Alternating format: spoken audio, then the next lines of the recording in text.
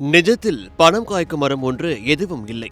இருப்பினும் வணிக ரீதியாகவும் மருத்துவ ரீதியாகவும் அதிக லாபம் ஈட்டித் தரும் மரங்களை பணம் காய்க்கும் மரங்கள் என்று அழைக்கிறோம். சந்தனம், செஞ்சந்தனம், தேக்கு போன்ற மரங்கள் நீண்ட கால முதலீடாகவும், பலா, கொய்யா, பப்பாளி மற்றும் பனை போன்ற மரங்கள் குறுகிய காலத்தில் நல்ல வருமானத்தையும் தருகிறது. பணம் காய்க்கும் மரம் என்று நாம் கதைகளில் கேட்டிருப்போம்.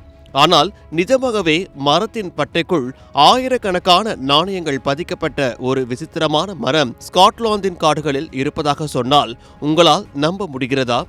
ஆம், வாங்க பார்க்கலாம். ஸ்காட்லாந்தின் அடர்ந்த காடுகளில் இருக்கும் மரங்களின் தண்டுகளில் நூற்றுக்கணக்கான நாணயங்கள் பதிக்கப்பட்டு இருக்கிறது. இவற்றை காயின் ட்ரீ என்று அந்த பகுதி மக்கள் அழைக்கிறார்கள். இவை வெறும் மரம் அல்ல, பல நூற்றாண்டுகளாக மக்களின் நம்பிக்கையாகவும் வரலாற்று சின்னமாகவும் பார்க்கிறார்கள்.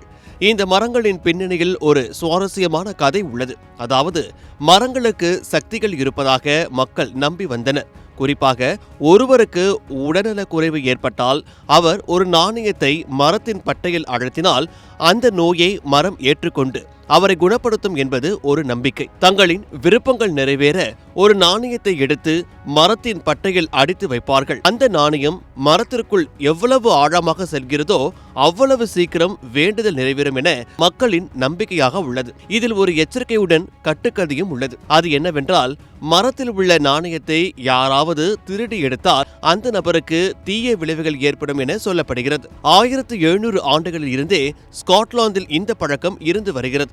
குறிப்பாக ஸ்காட்லாந்தின் ஹைலாண்ட்ஸ் பகுதியில் உள்ள இல்மேரி தீவில் ஒரு ஓக் மரம் மிகவும் பிரபலமானவை. 1877ஆம் ஆண்டில் இங்கிலாந்தின் அரசி குயின் விக்டோரியா இந்த மரத்தை பார்வையிட்ட போது அதன் பட்டைகள் நாணயங்களால் மூடப்பட்டிருப்பதைக் கண்டு வியந்திருக்கிறார். இன்று இத்தகைய மரங்கள் ஸ்காட்லாந்தின் சுற்றுலா தலங்களில் ஒரு மர்மமான அடையாளமாக திகழ்கின்றது.